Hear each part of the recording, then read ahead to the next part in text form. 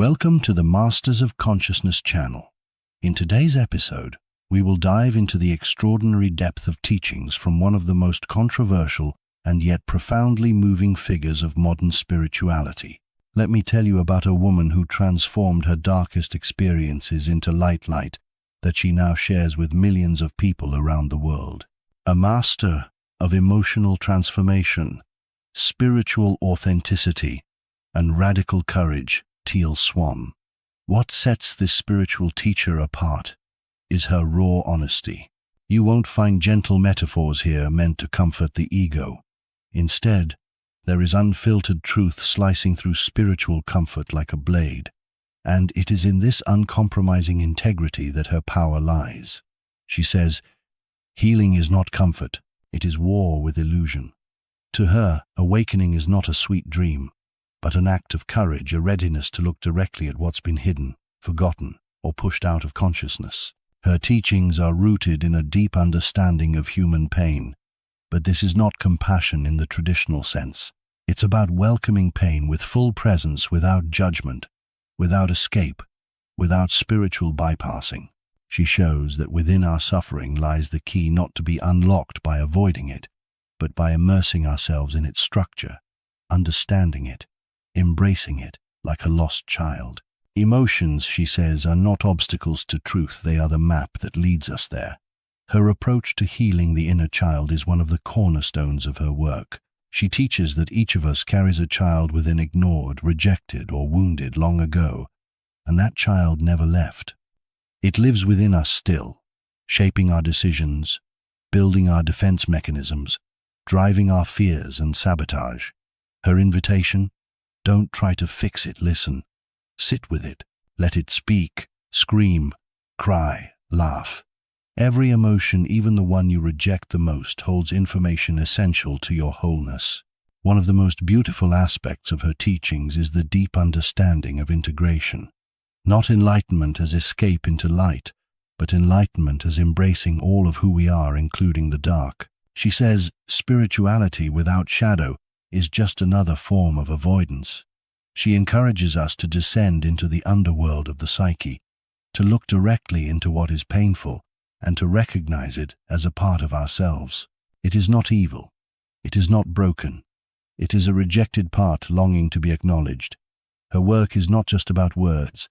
It's about tools, emotional processing through inner dialogue, integration through deep presence with inner pain, visualization techniques that bring us face to face with those fragments of psyche long hidden in shadow. The goal is not to change them. The goal is to hear them. When heard, they stop screaming. When embraced, they stop wounding. What moves us most is the reminder that we do not have to be perfect to deserve love. In fact, it is within our most bruised, rejected, and hidden fragments that the deepest longing for love resides. And when we finally stop judging them, we begin to truly see ourselves. That seeing becomes an act of grace. Every pain we've lived through speaks of our soul. Every pattern that keeps us stuck points to where we lack awareness. And every emotion, even the most uncomfortable, is a compass leading us toward wholeness. Her teachings are like mirrors. They don't always show what we want to see, but they always show what we need to see. In her view, there is no place for spiritual perfectionism. She doesn't guide you to become someone else, someone better, more enlightened. Instead, she leads you back to authenticity, to the version of yourself you once had to hide in order to survive, to truths that were too painful to say, too intense to feel. This is not the path to being ideal. It is the path to being real, deeply, radically, without compromise. One of her most essential lessons is this: emotions are not the enemy. They are not a system failure. They are the system, the soul's navigation. They show us where we have disconnected from ourselves, where we stop listening, where we are afraid to feel. In her teachings, emotions are not to be suppressed or overlaid with affirmations. They are messengers, even if their message is hard to hear. She often says, most people are not afraid of suffering. They are afraid of what they'll feel when they finally look at the truth of their life. But without that willingness, transformation is impossible. Suppressed emotion does not disappear. It becomes our shadow. It starts to run our lives from behind the scenes. That's why we must feel it, give it voice.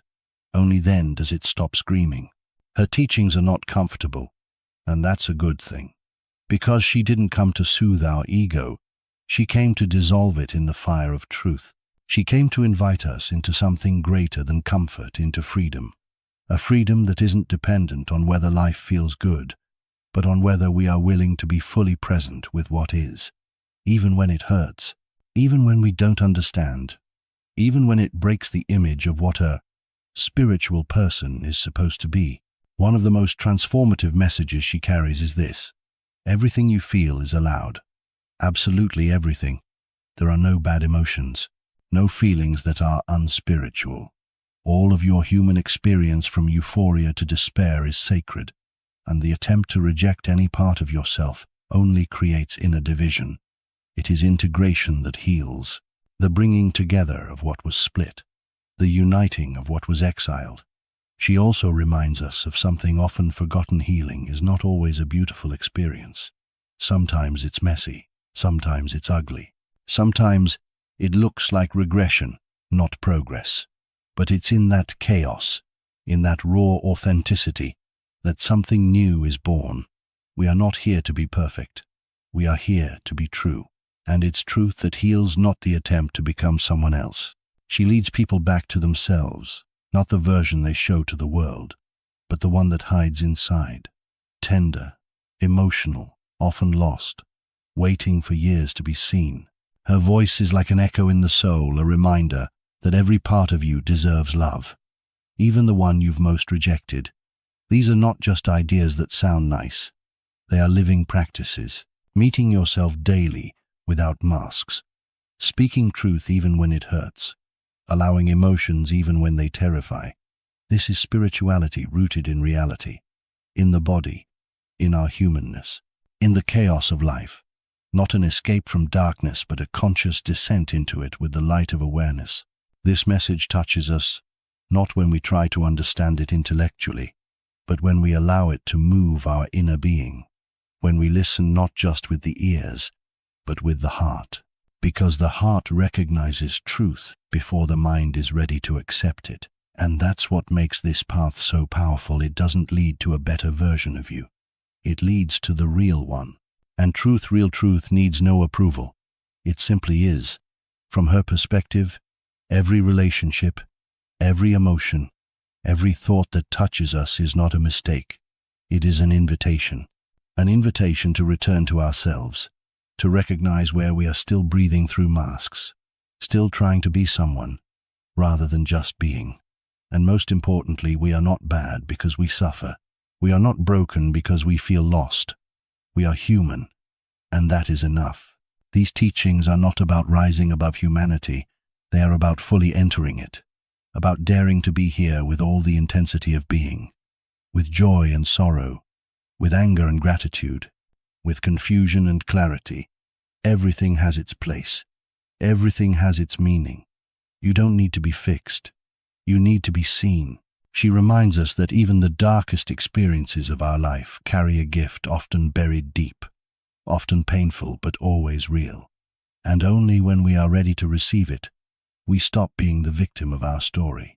We begin to become its conscious author, not because it was easy, but because we found meaning in what once felt like only suffering. The spirituality she offers is not a path of escape. It is the path of courage.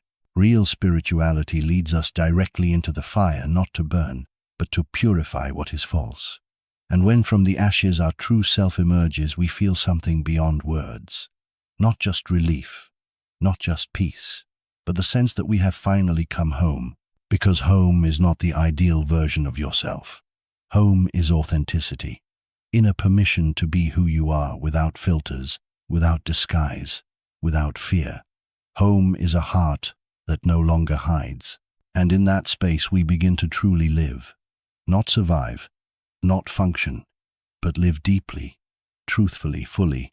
There are no quick fixes, no simple answers, but there is a space where every emotion can be heard, every wound touched with love, every part of us reclaimed. That is real healing. Not fixing yourself, but reuniting with yourself. Not fighting the shadow, but embracing it as part of your light.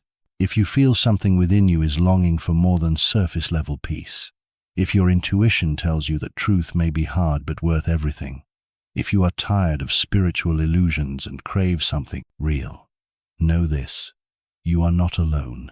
You are on the path, and that path leads back to you. Thank you for being with us today. Thank you for your presence and your willingness to look deeper. If this message touched you in any way, subscribe to the Masters of Consciousness channel, leave a comment, and let us know which part resonated with your soul the most. There are many more masters ahead, more lessons, more meetings with truth. So we'll see you in the next episode.